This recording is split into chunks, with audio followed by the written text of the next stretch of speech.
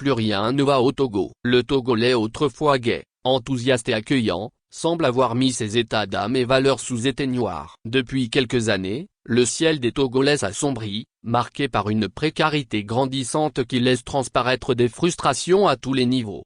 Le pays, pourtant porteur d'espoir et de potentialité, semble embourbé dans des difficultés socio-économiques qui frappent durement les populations. À travers les témoignages et les constats, un tableau inquiétant se dessine, révélant une société au bord de l'explosion. Au Togo, de nombreux citoyens peinent à joindre les deux bouts. C'est un secret de polichinelle. Les revenus journaliers de la majorité ne suffisent même pas à atteindre le seuil des 500 francs CFA, pour la nourriture. Pour se déplacer et se rendre surtout au boulot, il est obligé d'inventer des formules mathématiques à travers des calculs qui ne finissent pas. Puisque le coût de la vie ne cesse d'augmenter. Face à ces difficultés, une grande partie de la population a adopté le système alimentaire 001, c'est-à-dire 0 repas matin, 0 à midi et un repas souvent le soir, pour économiser sur les dépenses.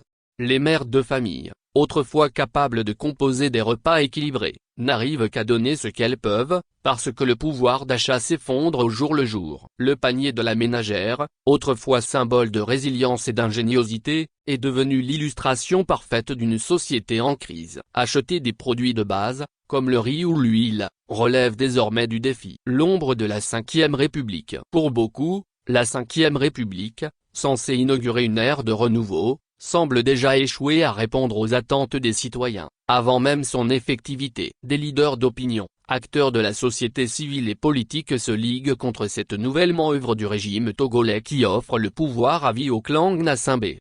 Ceci, pendant que la gestion des ressources nationales et les priorités politiques semblent davantage profiter aux intérêts étrangers, au détriment des Togolais. Cet état de fait exacerbe les frustrations et alimente un sentiment d'abandon. Tous les secteurs, éducation, santé, emploi, et même la sécurité alimentaire sont à l'abandon. Les jeunes, en quête d'avenir, se heurtent à des opportunités limitées. Même les initiatives privées et l'entrepreneuriat sont découragés dans un pays où seuls ceux qui dirigent s'enrichissent. Les familles peinent à subvenir aux besoins les plus élémentaires. Une population à bout de nerfs. Devant cette situation, le Togolais devient de plus en plus nerveux. Rien qu'à voir comment certains citoyens se comportent en circulation. À moindre chose, les gens sont prêts à en venir aux mains, signe d'une nervosité devenue la chose la mieux partagée dans le pays. Les tensions montent rapidement. Une simple altercation en circulation peut dégénérer en bagarre. Le Togolais, autrefois connu pour son hospitalité et sa résilience,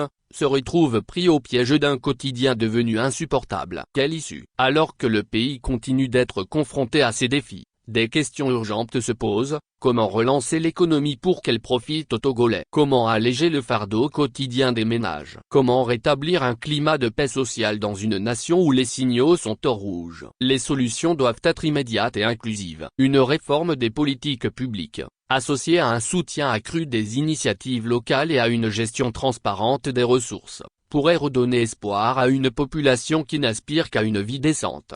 Actualité éditoriale featurait Pays politique Société Togo.